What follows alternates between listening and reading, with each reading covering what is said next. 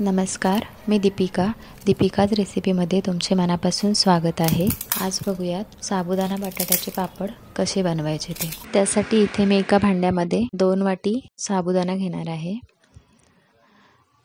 त्यानंतर साबुदाणा व्यवस्थित धुवून घेणार आहे 2-3 वेळा। अगदी साबुदाण्यामधून स्वच्छ पाणी येईपर्यंत व्यवस्थित धुवून घ्यायचे।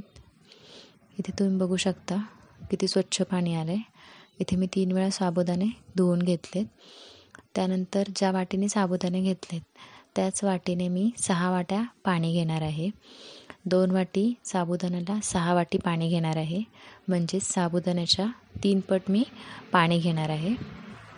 साबुदाणे मी 3 तास भिजवून घेणार आहे। तुम्ही रात्रभर भिजवून घेतले आणि सकाळी भिजायला ठेवले आणि सकाळी केलं तरीही चालेल।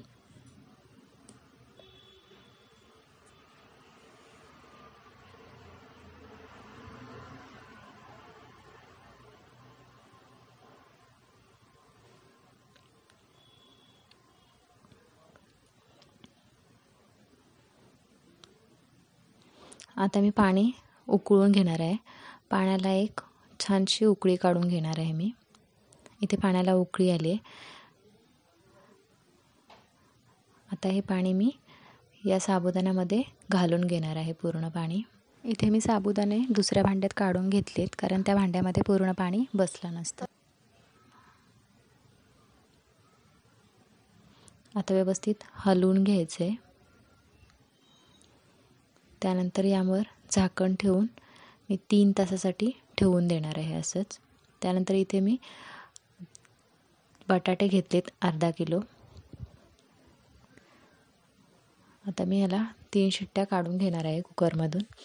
बटाटे चांगले उकडून घेतले की पापड लाल होत नाहीत। इथे बटाटे मी 3 शिट्ट्या करून शिजवून घेतले आहेत।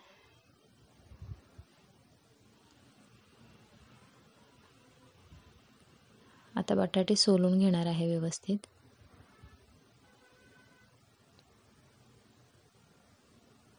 इथे मी सर्व बटाटे सोलून घेतलेत। साबुदाण्यालाही आता 3 तास झालेले आहेत। साबुदाणा मी पाव किलो घेतला होता वजनी प्रमाणामध्ये आणि वाटीने 2 वाट्या घेतला होता।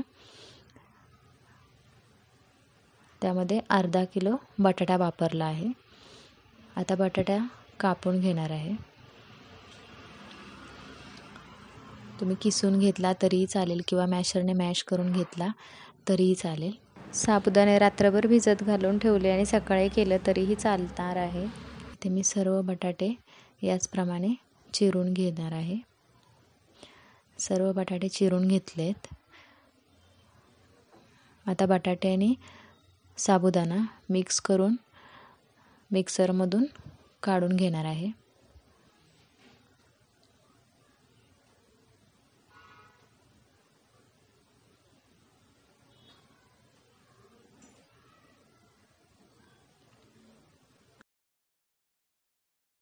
साबुदाण्यामध्ये मी 3 पट पाणी घातलं होतं, त्यामुळे आता मला मिक्सर लावताना पाणी घालायची गरज पडत नाही आहे। जर गरज वाटलीच तर नंतर कोमट पाणी घालून घ्यायचं। इथे मी बारीक अशी पेस्ट करून घेतली आहे।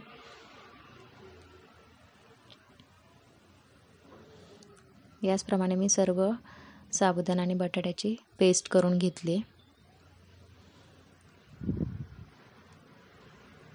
मला थोडं घट्ट वाटतंय, त्यामुळे मी यामध्ये 1 वाटी पाणी घालून घेणार आहे। मी इथं कोमट पाणी घेतलं आहे। सुरुवातीला अर्धी वाटी घालून मिक्स करून बघणार आहे। एकदम पाणी जास्त घातल्यावर पातळ होण्याची शक्यता असते, त्यामुळे मी थोडं पाणी घालून मिक्स करून घेणार आहे। आता अजून थोडं घट्ट वाटतंय, त्यामुळे मी अजून अर्धी वाटी जे पाणी राहिले ते घालून घेते व व्यवस्थित मिक्स करून घेते। आता बॅटरची कन्सिस्टन्सी एकदम व्यवस्थित झाली आहे। आता यामध्ये चवीप्रमाणे मीठ घालून घेणार आहे। पाव किलोसाठी मी इथे 1.5 चमचा मीठ वापरलं आहे। 2 चमचे हिरवी मिरची मिक्सरमधून बारीक करून घेतली, हिरवी मिरचीची पेस्ट ती टाकली आहे आणि कोथिंबीर घालून घेतली आहे। आता सर्व व्यवस्थित मिक्स करून घेणार आहे। इथे सर्व बॅटर व्यवस्थित मिक्स करून घेतलं आहे। आता पापड व्यवस्थित पसरला जातो आहे की नाही ते चेक करण्यासाठी इथे मी एक प्लेट घेतली आहे व त्यामध्ये एक पापड घालून बघितला आहे. इथे आपला पापड व्यवस्थित पसरतो आहे. आता इथे मी एक प्लॅस्टिकची शीट टाकून घेतली आहे व त्यावर अर्धी अर्धी पळी घालून असे पापड पसरवून घेते. पापड पसरवताना खूप जाड घालायचे नाही आहेत किंवा खूप पातळही घालायचे नाही आहेत.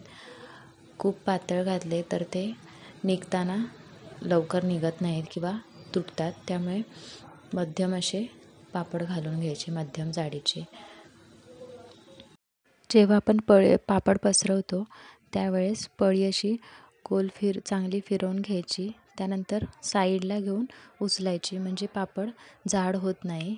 जर आपण पळीमधूनच उचलली तर पापड मध्यभागी जाड होतो. प्रत्येक वेळी पापड घालताना पळी व्यवस्थित भांड्याला अशी पुसून घ्यायची खालची बाजू, म्हणजे आपल्याला नीट पसरवता येतो पापड.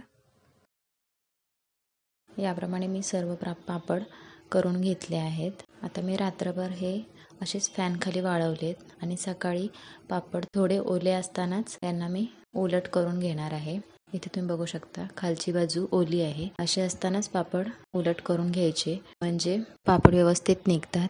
जर पूर्ण वाळू दिले तर पापड काढताना तुटतात. इथे सर्व पापड उलट करून मी फॅनखालीच वाळवून घेतलेत व अर्धा दिवस उन्हामध्ये वाळवून घेतलेत. आता आपण तळून बघूयात. इथे मी कडकडीत तेल गरम करून घेतलं आहे व त्यामध्ये पापड तळून घेत आहे. इथे तुम्ही बघू शकता पापड छान व्यवस्थित असा आपला पापड तयार झाला आहे. इथे तुम्ही बघू शकता एकदम कुरकुरीत असा आपला पापड तयार झाला आहे. बटाटे छान उकडून घेतले होते त्यामुळे पापड अजिबात लाल झाला नाही आहे. पांढरा शुभ्र पापड आपला तयार झाला आहे. अगदी सहज तुटला जातो आहे. तुम्हाला जर माझी ही रेसिपी आवडली असेल तर व्हिडिओला लाईक करा व चॅनलला सबस्क्राईब करा. व्हिडिओ पाहिल्याबद्दल धन्यवाद.